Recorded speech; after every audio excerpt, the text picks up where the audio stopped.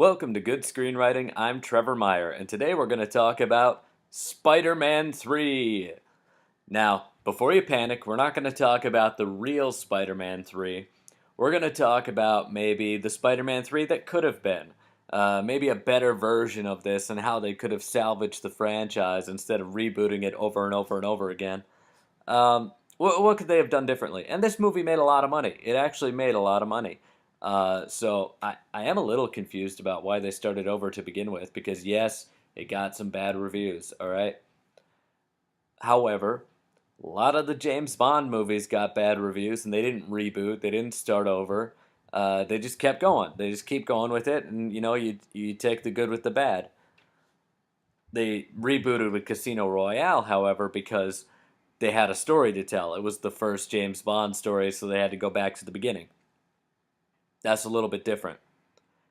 What they're doing with this is, they decided they did an origin story. They did a very successful follow-up. They kind of did Spider-Man 3 and ruined it. And then they did another origin story, which was kind of weird. So there was not really a really good reason to reboot the series. They could have kept going. But what could they have done to stop the series from derailing to begin with? Now, why am I bringing this up now? Because I think there are a lot of things to learn, and a lot of time has passed since Spider-Man 3 has come out that it's given us all a lot of good perspective. Now, some of this is going to be sort of Monday morning quarterbacking or whatever, because obviously I have an unfair advantage now because I've seen Captain America Civil War, I've seen Captain America the Winter Soldier, I've seen the Avengers Age of Ultron. I have a pretty good idea of what Marvel Studios might have done if they were making this movie. When this movie came out, there wasn't really a lot to go on, so I can't blame them for making mistakes because what examples did they have? I mean, it's no secret, well, maybe it is, I figured it out, that the Spider-Man movies were basically modeled on the Superman movies. So I knew years in advance that Spider-Man 3 was going to be bad. Why? Because Superman 3 was bad. Let's look at what they did here. The first Spider-Man movie, okay? What happened? It was an origin story. You had basically Lex Luthor and Norman Osborn were basically the same character.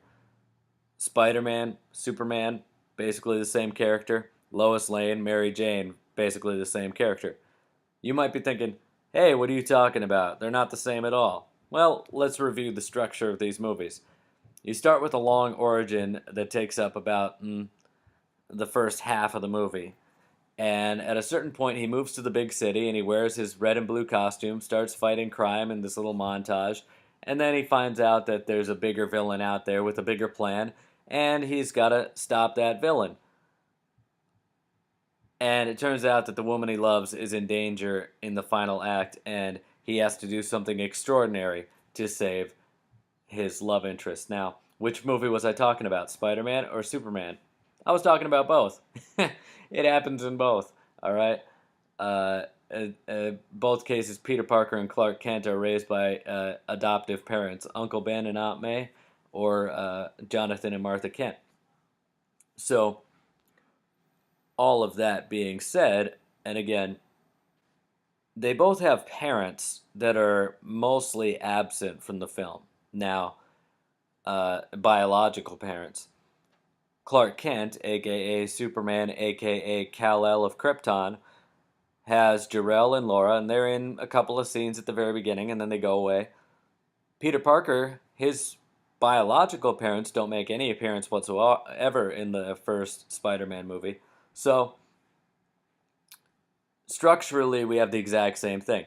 And that's totally appropriate. Even the opening credits, going through all the webs, is just like going through all the stars and planets of the opening credits of Superman. All right? And it totally makes sense that they would base it on Superman, because what did they have at that point? The first Spider-Man movie came out in 2002. So what did they have? They had Superman, Batman, and Blade and X-Men, I think. There wasn't a lot to go on, so I would have gone with Superman as well. Why not? The second one, Superman 2, Spider-Man 2. Uh, the hero loses his powers, tells the woman he loves his secret identity, gets his powers back, fights a new supervillain, and there is the return of some villains that we've seen in the past in the first movie. In the second one, we get, or in Spider-Man 2, we get the ghost of Norman Osborn. And in Superman 2, we get Zod, who is at the very beginning of the first movie, and Lex Luthor comes back. So it's a little bit looser, but essentially, the hero's, having trouble balancing things out in his life, finally decides he wants to be with the woman he loves, tells her the truth, decides he's not going to be this superhero anymore, and in the end, he's back to being that superhero again. All right. Now, Spider-Man 3, I knew because of Superman 3 was going to probably involve the black suit. How did I know? Because in Superman 3, we have black kryptonite. Not traditional black kryptonite, but it's artificial kryptonite created with tar, I think. They were trying to duplicate kryptonite artificially and messed it up a little bit and put tar in it. And it wound up not killing Superman, but actually turning him kind of bad. And it was super convoluted, and I couldn't figure out who all the villains were. It didn't make any sense. It was silly and stupid and comedic and revolved more around Richard Pryor than it did around Superman, which was kind of weird. So I knew that Spider-Man 3 was probably going to be, one, terrible, two, about Peter Parker wrestling with his dark side and then redeeming himself in the end, and three, going to be silly and pretty convoluted. So, and it happened. It happened because, Sam Raimi had nowhere else to go with it. He was basing it on the Superman movies. So, I saw it coming. I don't know if anyone else saw it coming. But then it happened. I'm like, what do you know? So I guess maybe it's a good thing they didn't make Spider-Man 4. Because he would have to go against nuclear Spider-Man. Probably not. But, alright. So, why am I bringing all of this up? Because now I understand that there are things they could have done differently. And I know that they had an unfair disadvantage back then because there weren't a lot of good superhero movies to use as a model. Now we have good ones, okay? So I acknowledge the fact that I have an unfair advantage in that respect. That being said, let's look at what might have gone wrong. What went wrong with Spider-Man 3 specifically? I want to dispel the myth right now that too many characters makes a movie bad. That is not true. That's a myth. You can have as many characters as you want in a movie. And the reason why sometimes that doesn't work is because you have multiple plot lines, multiple story threads that cross over each other and conflict with each other and aren't compatible with each other in a single film. All right? So you can have a movie like X2 where you have 20 different heroes in it, and you have no problem. It works just fine. But this movie can't handle 3 villains? What's the issue?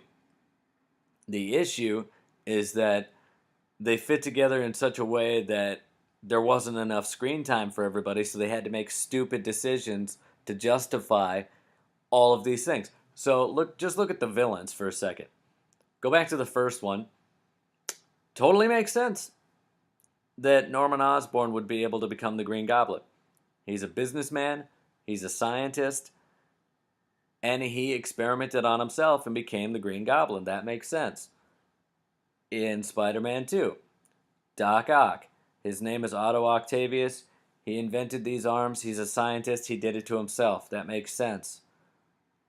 In Spider-Man 3, not only did they not have a good reason for these villains to exist, but they had to run through a whole bunch of origin stories back to back.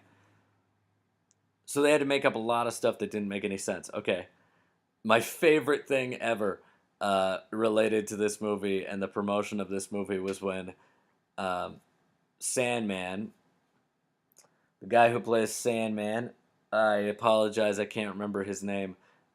He was on a late night talk show, and they said, "Tell us a little bit about your character." And he says, "Well, I play Flint Marco, and I'm an escaped convict. And one night, I'm out running for the police from the police, and he says I'm out for a walk one night, and I stumble into a particle accelerator." And he understood how stupid it was. I get it. Like, he was running outside, and he fell into a particle accelerator. And this is something that Spider-Man 3, How It Should Have Ended, addresses, which is the scientists inside of the lab are like, we're detecting some extra mass inside the particle accelerator. And they're like, it's probably just a bird. And somebody says, why don't you go out and make sure it's a bird? Where this is a particle accelerator. I mean, it makes no sense at all. All right? It's dangerous, it's stupid, and I'm surprised there aren't a lot of other sand people out there. Sand people. All right, so who else do we have in the movie? Okay, I'll give you Green Goblin. Why not? Uh, you know what I would have done, though? You know what? I'm not going to talk about that yet, but I'm just saying what I would not have done is Harry Osborn on a hoverboard with a ski mask, all right? With a paintball mask on. That's what I would not have done. So we'll get back to that in a second. Venom. Oh, Venom. All right. A meteor falls out of the sky with some black alien goo in it and happens to land next to Spider-Man. Of all the people in the universe, it happens to land next to Spider-Man and latches onto his moped's license plate. Hangs out in his room for a really long time, latches itself onto him. Okay. And then, by the end of this interaction with Peter, Peter's in the church. Coincidentally, Eddie Brock just happens to be at the very bottom in the actual, church area while Peter's up in the bell tower. Peter starts screaming and stuff, and he's trying to get the suit off, and it won't come off. Eddie Brock hears the screaming, goes to the bottom of the bell tower, looks up, and says, "Parker." Okay. Check that scene out again. He can't see him. When you're down at the bottom of the bell tower, he physically has no line of sight to Spider-Man. Spider-Man's standing on a ledge. From that distance, at that angle, he couldn't even see Spider-Man, let alone make out the fact that it's Peter Parker. All right? But he had to see that in order for the plot to move forward. So they do that. The symbiote suit drips onto Eddie, and he becomes Venom. So, and Venom, of course, wants to kill Spider-Man because Spider-Man got him fired from the Daily Bugle. I don't know. I don't know. I'm not buying it. All right. So, what is the solution? How do you fix something like this? Now, once again, I'm gonna give some more credit to Sam Raimi and the other filmmakers involved in this movie. There was probably a lot of studio interference. In fact, I know there was some interference on some level because I believe that Sam Raimi just wanted to do Sandman as the villain. I don't even know if he wanted to do the new Goblin as a villain. And somebody else said, you got to put Venom in this movie. Venom has to be in the movie because this is our last chance to do Venom because it's the end of the trilogy, maybe. I don't know. For some reason, there was pressure to do Venom at this point. And it's what I would have wanted. It's what I would have done. Now, Sam Raimi didn't care about Venom. He didn't want to do a story about Venom. And you realize how messed up this whole thing gets when you do that, because you're like, okay, well, if I do Venom, then I got to do the black suit. And if I do the black suit, then that completely changes whatever story I was going to tell. But I still want to put Sandman in the movie, and I still want to do this and that. Um, so you can see that he had a few unfair restrictions put on him. However, I think that it's the job of the filmmakers to take those requirements given by the studio and find the most organic, logical, artistic way to make it work. To say, this, and this have to happen. You have no choice. It's mandated by the studio. Or you're fired. Take those criteria as a challenge. And don't shrug your shoulders and say, well, I guess if that's what you want, I'm going to make a sucky movie. No, and I'm sure Sam Raimi didn't try to make a sucky movie. It does suck, but I think that there are ways that you could make this movie good following those same criteria.